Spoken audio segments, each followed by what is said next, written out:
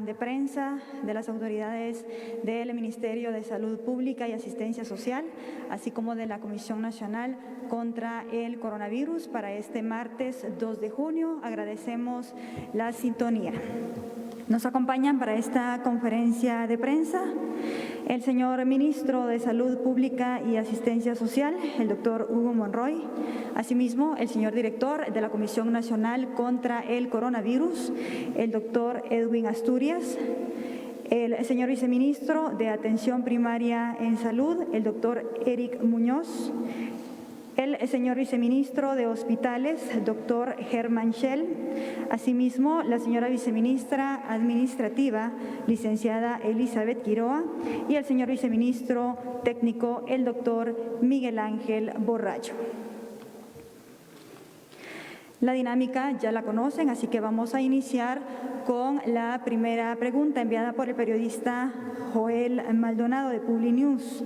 Él pregunta: ¿cuánto personal hay en los laboratorios para correr las pruebas de COVID-19 y en cuántos laboratorios se hace el muestreo? Sí, muy buenas tardes a todos, bienvenidos. Esta pregunta la contestará el doctor Miguel Ángel Borrayo, pero les puedo decir que laboratorios donde corremos muestras está el Nacional de Salud, San Juan de Dios, Roosevelt, Occidente, San Marcos, San Benito Petén, Escuintla, Zacapa, Cuilapa, Malacatán y el Parque de la Industria. En lo que se refiere al número de químicos biólogos, el doctor Miguel Borrayo será el que conteste la pregunta. Muy buenas tardes. Agradezco la pregunta porque es importante aclarar cómo funcionan nuestros laboratorios. Es importante que todos tengamos un conocimiento de lo importante que es un laboratorio y que contamos con uno que tiene una calidad realmente muy adecuada. Es alguien que tiene un equipo tan capaz a nivel nacional e internacional. El Laboratorio Nacional de Salud, al inicio de la pandemia, contaba con 3 químicas biólogas, virólogas, es decir, con una especialidad en virus.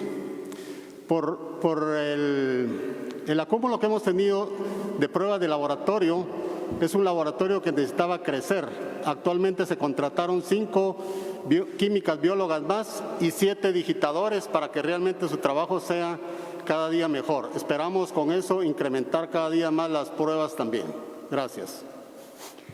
Muchas gracias, doctor. Solo queremos reiterar a los medios de comunicación que nos acompañan, por favor, una pregunta. Entendemos la necesidad que ustedes tienen de informarse, pero también queremos respetar todas las preguntas que han sido enviadas por los colegas, así como el turno de todos los periodistas que se encuentran presentes esta tarde. Gracias. Hugo Morales, de Albavisión.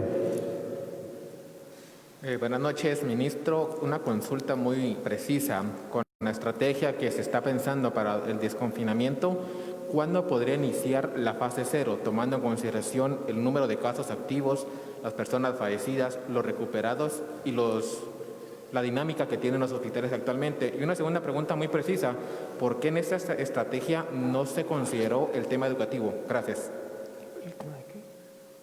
Perdón, la segunda pregunta no escuché bien. Educativo. Ok. Sí, gracias por la pregunta. Respecto a las 2 preguntas, todo ha sido una estrategia que se ha venido planificando desde hace rato. Y dentro de esta estrategia, el que mejor les puede explicar las fases será el doctor Edwin Asturias. Buenas noches. Primero que todo, el acuerdo ministerial que ustedes vieron publicado el día de hoy, como hemos hablado antes, va a ser republicado el día de mañana y traza una ruta inicial en el proceso que tenemos de desescalada cuando hayamos cumplido con todos los detalles que nos llevan al control de la actual ola epidémica que tenemos. El señor presidente va a dar mañana una conferencia de prensa en cadena nacional que nos explicará los detalles más claros sobre esta ruta que se está trazando. Y como todos sabemos, las escuelas y las universidades son el foco de contagio que puede aumentar entre 20 a 60% la posibilidad de transmisión en estas epidemias y por tanto en este momento es uno de los sectores que tenemos que dar mayor atención y consideración, pero que probablemente va a ser el de los últimos que se reintegre a la vida activa en el país. Pregunta del periodista Douglas Gámez de la Hora. ¿Cuántos migrantes provenientes de Estados Unidos dieron positivo para COVID-19 y de qué departamentos son la mayoría? Bueno, con respecto a esta pregunta, son 186 migrantes positivos. Vienen de varios departamentos, pero de los que más recuerdo ahorita es Quetzaltenango, Huehuetenango, Totonicapán, San Marcos. Vega de Canal Antigua. ¿Qué tal? Buenas tardes a todos. Tengo dos preguntas. La primera sería en cuanto a la ejecución presupuestaria asignada al programa 94 y 09, que es precisamente para atender esta emergencia. Del total asignado al Ministerio de Salud Pública, que es más de 1.675 millones, la ejecución no supera el 3%. Con el respeto que se merecen, no quisiera que la respuesta fuera que es por burocracia o por esos procesos. Eso ya lo han dicho. Quisiera saber, no el problema, sino cuál podría ser la solución para que se agilice esa ejecución presupuestaria. Y la segunda pregunta, la semana pasada se hizo, pero no supieron dar el dato y considero que es importante saber el número de doctores o enfermeras o personal médico que está contagiada en cuarentena y si hay fallecidos que también nos pudieran dar ese dato. Muchas gracias.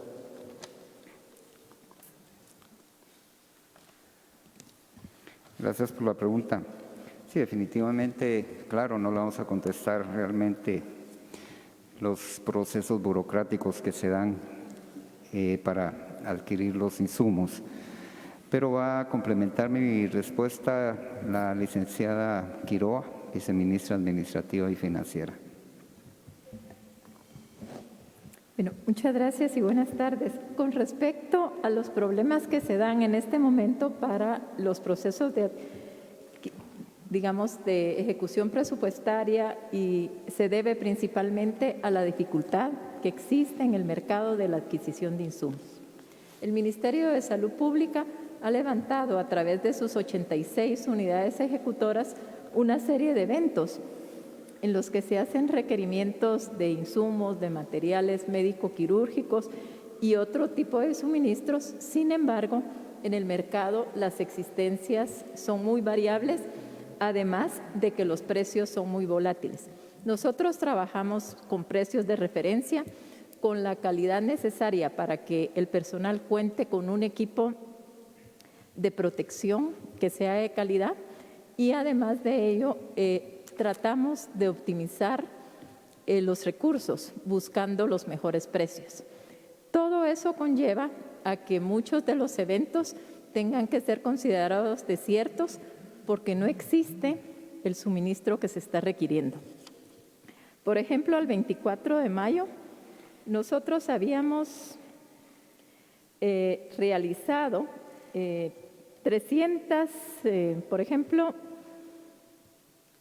en compra directa de oferta electrónica para el tema del COVID, habíamos ya realizado 77 eventos. De esos eventos solo se pudieron adjudicar 40.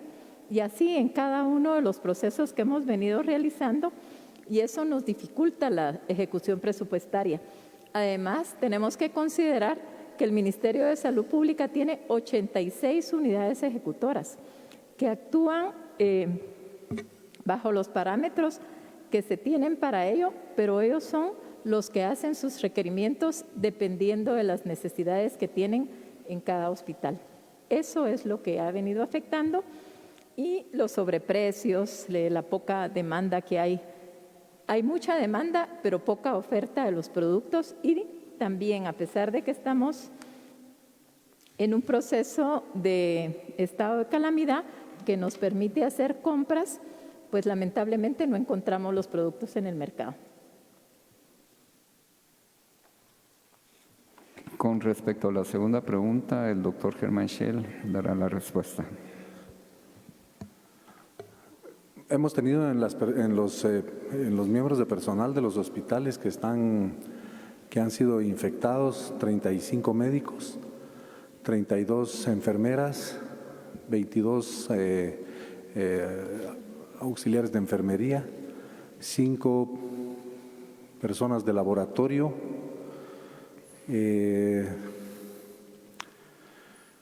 de intendencia tenemos 14 y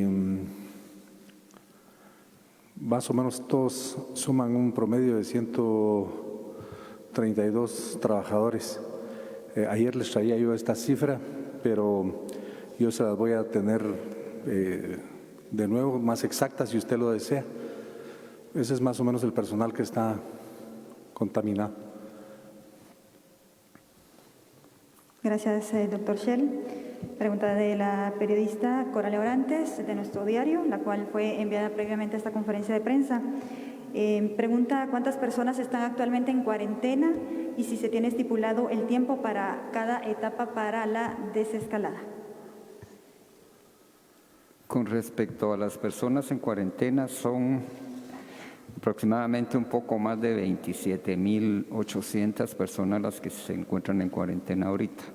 Y con respecto a lo de la desescalada, ya el doctor Edwin Asturias indicó que el día de mañana el señor presidente, el doctor Alejandro Yamatei, en cadena nacional, va a ahondar más sobre este tema. Gracias. Continuamos con las preguntas de los periodistas que se encuentran acá presentes. Rubén Lacán, de Azteca Guate. Buenas tardes, ministro. Mi primera pregunta es, la semana pasada se registraron los casos más altos de COVID durante la pandemia en Guatemala. Bien, ¿por qué la decisión de retirar el cierre total del fin de semana?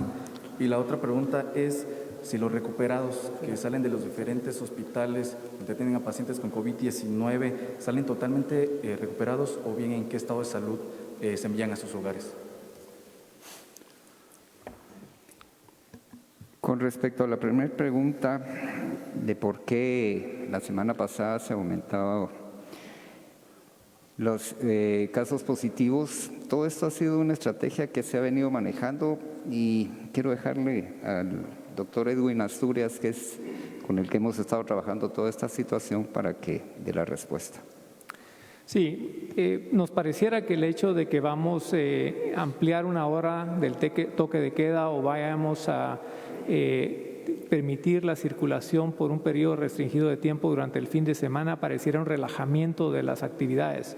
Pero en realidad la estrategia que se está usando es que cambiemos de un proceso donde confinamos a las personas a moverse solo durante la semana, que a veces produce más aglomeraciones y no le permite a las personas que están trabajando en los servicios esenciales que la población necesita, que ellos también puedan ir a atender sus compras para su vivienda y para la comida que tienen que tener en las familias. Así que esto nos permite que todo el mundo pueda salir de una manera más ordenada y se cuide cuando van a hacer sus actividades que debieran ser limitadas. Por ejemplo, he reiterado que las personas debieran tratar de ir al supermercado o al mercado una vez a la semana y tratar de evitar estar yendo constantemente para disminuir el contagio.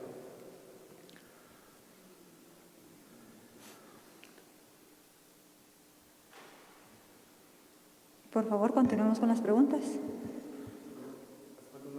¿Cuál era la pregunta pendiente? Sobre el estado de salud de los pacientes que son enviados a sus hogares. ¿Están totalmente recuperados? Sí. La segunda pregunta era si los pacientes que son enviados a sus hogares, que salen de los hospitales, que son atendidos por COVID-19, ¿están totalmente recuperados o tienen que guardar cuarentena? Sí, los pacientes que se van ya recuperados van a guardar una cierta cuarentena a sus casas aún. Pero les digo, el éxito que hemos tenido es que no hemos tenido ningún paciente reinfectado dentro de todos los recuperados que hemos tenido. Jessica Gramajo, de Soy 502. Muy buena tarde de nuevo, ministro, viceministro, doctor Asturias. Buenas tardes. Los quiero molestar. Ayer, si bien usted mencionaba que los casos que no cuadraban en cuanto a fallecidos en el Roosevelt ya estaba solventado. Hoy se dio un caso en Quetzaltenango donde el gobernador dio más casos positivos de los que se reportaron en ese departamento. Entonces quisiera saber si ustedes, cómo están manejando los datos en todos los departamentos, si realmente tienen una conexión bastante fluida con las autoridades departamentales, ya que pues a raíz de esto pues el gobernador dijo que ya no iba a dar datos y ellos eran justamente las personas con quienes nosotros nos comunicábamos para poder obtener cifras, ya que hasta el momento pues no se habían estado revelando cifras municipales ni departamentales. Entonces, ¿cómo se ha ido solventando esta situación y si podríamos esperar que pueda haber más datos que ustedes no han reportado de los que realmente se han dicho, verdad? Esa es una pregunta. Y la otra pregunta es que quisiera saber si tienen en este momento alguna alerta por algún brote que podría estar en algún municipio o en alguna zona. Entiendo que Misco, Villanueva y zona 6, zona 18 habían sido los más afectados aquí en la ciudad, pero quisiera saber si hay otra alerta más amplia al respecto. Muchas gracias. Gracias, Jessica. Con respecto a lo de la situación de que las autoridades departamentales están dando información, hay una línea de mandos respecto a la información y siempre hemos dicho que es el Ministerio de Salud Pública quien debe dar la información oficial. La situación es que muchas veces dan casos de fallecidos que sin haberle hecho pruebas suponen que es COVID-19. Entonces, por eso ha sido que nosotros hemos hablado ya con ellos y les hemos dicho claramente que si no reciben información oficial de parte de nosotros, no pueden dar ningún tipo de declaración. Con respecto a la otra pregunta de la alerta por brote, le voy a pasar el uso de la palabra al doctor Eric Muñoz, quien es el encargado de las áreas rurales. Y buenas noches, agradezco la pregunta. Nosotros hemos seguido haciendo intervenciones a nivel departamental y a nivel de la ciudad, y donde hemos podido ir a hacer un poquito más de hisopados para ver la situación y que no se nos den esos brotes es en las áreas de Misco. De ahí tenemos 91 personas hisopadas que estamos pendientes de sus resultados. Es decir, que Misco sería el lugar de alerta en este momento. Esa es la última que hemos estado haciendo porque ya tenemos resultados de los anteriores. ¿Cuántos casos se reportan en ese municipio?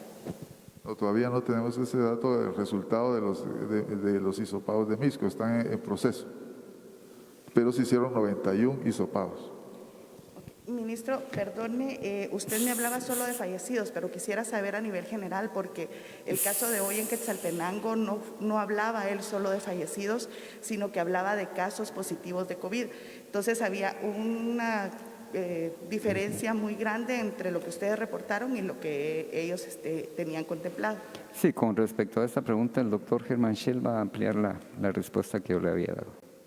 Fíjese que aquí sucede algo que es muy interesante.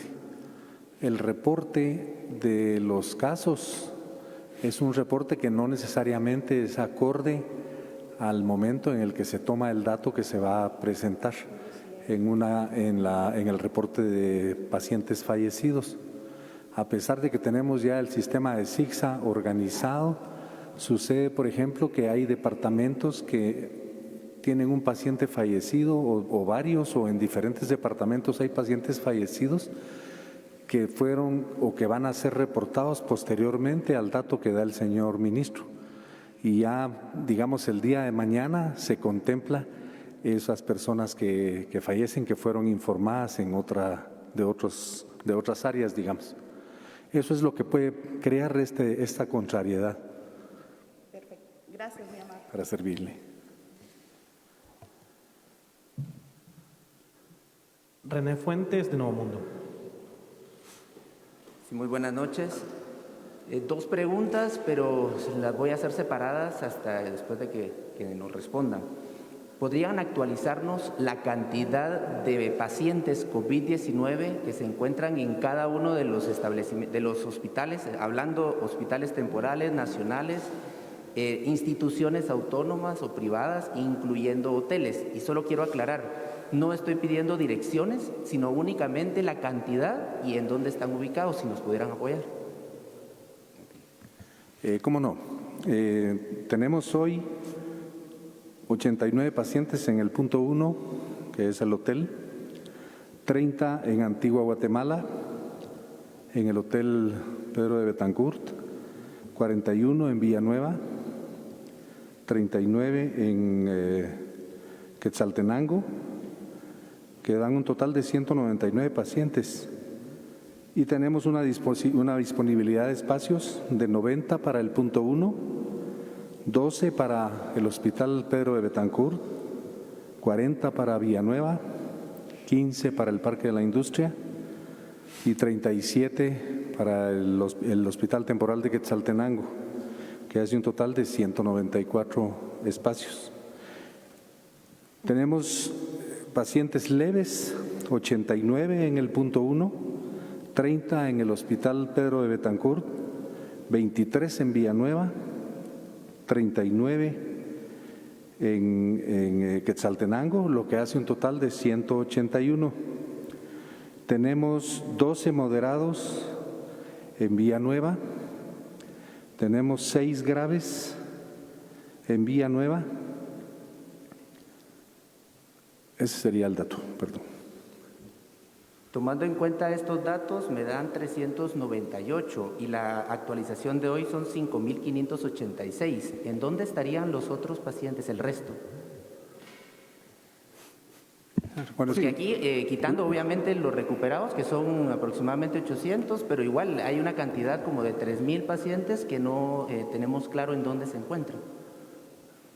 Sí, con respecto a este dato, aparte de los recuperados, también le puedo decir de que hay leves sintomáticos que se recuperan mucho más rápido también y los damos como recuperados. Pero el doctor Germán Schell tiene todos estos datos y se los puede dar entregar el día de mañana para que estén ya completa la información. Pero en cuestiones de ubicación, ¿ellos están en sus casas, pregunto? Muchos de ellos sí, porque recuerde que de esa cifra total que usted da ya son pacientes. Muchos de ellos ya fueron recuperados, ya fueron egresados. Yo le doy la cifra de los pacientes que en este momento están en cuidados específicos dependiendo del hospital y de su condición.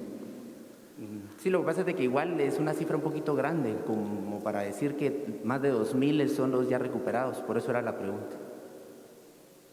La otra pregunta es con relación a...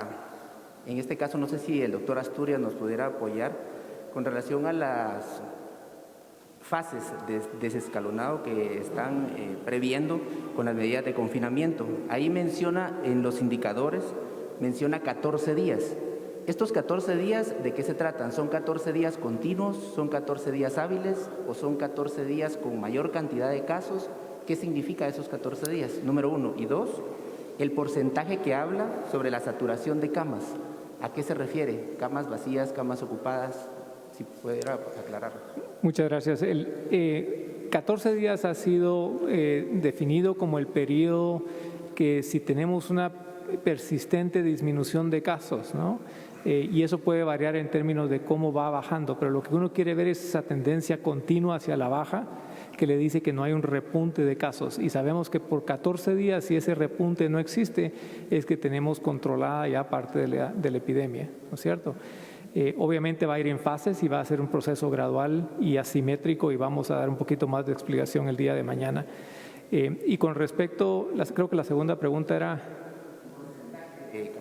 de ocupación de las camas. Ese es otro parámetro, otro indicador que nos dice un poco qué tanto están siendo utilizando los servicios de salud los pacientes con COVID. Entonces puede ser que usted en una unidad de cuidados intensivos tenga, por ejemplo, 20 camas y en este momento 18 de esas camas estén siendo utilizadas por pacientes COVID. Lo que quisiéramos ver es que esa proporción de camas que están siendo utilizadas por pacientes COVID se disminuyera y de esa manera pudiera liberar camas para la actividad normal que los intensivos atienden. ¿Pero hay una línea de tiempo que se debe cuidar, pregunto? No, estos parámetros, estos indicadores tienen que leerse en conjunto. Okay, gracias. Jennifer Marroquín, de AGN. Sí, para el doctor Asturias, en el caso usted había mencionado que en el Hospital Roosevelt se iba a utilizar un nuevo test para diagnóstico del coronavirus. Quisiéramos saber cuál ha sido el resultado de este nuevo test. Yo sé que el día de mañana se va a ampliar el tema de la estrategia que fue publicada hoy. Sin embargo, uno de los puntos que resalta la estrategia es la creación de una red de monitoreo. E incluso establecía un mínimo de 1 por cada 5,000 habitantes. Sin embargo, esta red de monitoreo, ¿cómo fortalece la que ya estaba establecida por parte del Ministerio de Salud para crear estos mapas epidemiológicos que habían ayudado a averiguar dónde estaban surgiendo los brotes? Correcto. Entonces, con respecto a las pruebas, yo creo que la buena noticia que tenemos es que hemos estado dependientes de pruebas moleculares. Significa que son pruebas que detectan la genética del virus y son pruebas que son, como había mencionado el doctor Borrayo, teniendo que ser realizadas por personal súper especializado que básicamente tardan tiempo y usan reactivos. La ventaja que tenemos es que ha salido ya la producción de una prueba de antígeno. Esta también detecta el virus, aunque tiene un poquito menos de sensibilidad que la prueba molecular de PCR, pero creemos que la podemos usar en conjunto con la prueba de PCR. Significa que estamos creando ya y estamos revisándolo para los próximos días un algoritmo que van a usar los médicos para poder hacer estas pruebas. Esto nos va a permitir aumentar nuestra capacidad de testeo y ahorrar también en términos de la cantidad de pruebas que queremos llegar a hacer como parte del sistema. Sí, en este caso no sé si me puede ampliar el tema de cuál es la diferencia en tiempo entre la que se estaba utilizando actualmente y esta de antígenos. Entonces la prueba depende del tipo de plataforma o de equipo que estamos usando para la prueba molecular. Hay pruebas moleculares que son tan rápidas como 2 horas y hay pruebas que nos han tarda 8 horas el ciclo para que se amplifique la genética del virus. Esta prueba probablemente, si uno la corre, tarda más o menos 20 a 30 minutos en tener el resultado, lo cual sería muy útil para el diagnóstico rápido de los pacientes COVID. Sí, en el caso de la segunda pregunta, ¿cómo se va a fortalecer la red de monitoreo que ya estaba establecida por parte del Ministerio de Salud para la creación de los mapas epidemiológicos sí, con la estrategia publicada hoy? No es solo una red de monitoreo, lo que contempla de nuevo, y lo vamos a ampliar el día de mañana, es que en la mayoría de países que han sabido contener esta epidemia, es muy importante el uso de lo que llamamos rastreadores. Esas son, cada vez que tengamos un caso en un hospital, o en una unidad de salud, podemos ir a rastrear a sus contactos. En este momento eso lo ha estado haciendo el Ministerio de Salud a través del personal que tiene, pero necesitamos amplificar la cantidad de personal porque para poder contener la epidemia necesitamos ir a rastrear a cada contacto de esta persona para evitar que surjan brotes cuando la desescalada se esté dando. Gracias. Vamos con la última intervención. Felipe Garrán, de Guatevisión. Muy buenas tardes. Mi primera pregunta para el doctor Asturias es: ¿las estrategias con las que usted está colaborando las está armando con base en su experiencia previa o está solicitando apoyo a los hospitales locales para elaborarlas? Y mi segunda pregunta es para el ministro Monroy. Hoy 3 de los fallecidos son de 25, 26 y 29 años. Son personas muy jóvenes. ¿Tenían alguna afección previa que pudo haberse complicado? Voy a contestar yo los 3 fallecidos. Regularmente cuando son jóvenes los pacientes, muchas veces hemos tenido fallecidos jóvenes con enfermedades concomitantes como por ejemplo enfisema pulmonar por ser fumadores ya crónicos. Regularmente eso es lo que más nos ha complicado en fallecimientos de pacientes jóvenes. Y otro que tuvimos, que también lo dijimos, por un síndrome nefrótico que ella padecía. Felipe, las estrategias que estamos desarrollando están basadas en evidencia de lo que hemos aprendido internacionalmente, de lo que ha funcionado para esta epidemia. Obviamente algunas de estas estrategias estamos trabajándolas en conjunto con los hospitales. Yo realmente tengo que felicitar, por ejemplo, la capacidad que el Hospital Roosevelt nos ha dado para poder no solo el trabajo que ellos están haciendo, tratando arduamente a los pacientes que tienen de COVID, pero al mismo tiempo están haciendo investigación aplicada que nos ha comenzado a dar frutos, como por ejemplo el hecho de esta nueva prueba que estamos poniendo en marcha probablemente en los próximos días, que nos va a ahorrar la cantidad de pruebas. El día de ayer ellos hicieron una prueba con una escafandra que permite tratar a los pacientes con oxígeno y evitar que lleguen al ventilador. Y realmente quiero saludar ese esfuerzo que estos médicos están haciendo, no solo en el frente de tratamiento, sino que innovando para que podamos sacarlos adelante. Bueno, muchas gracias a los medios de comunicación que nos acompañaron, así también a quienes siguieron esta transmisión desde sus hogares, así como a la población en general. Muchas gracias por sintonizar Canal de Gobierno, así como escuchar TGW y el resto de transmisiones de los medios de comunicación.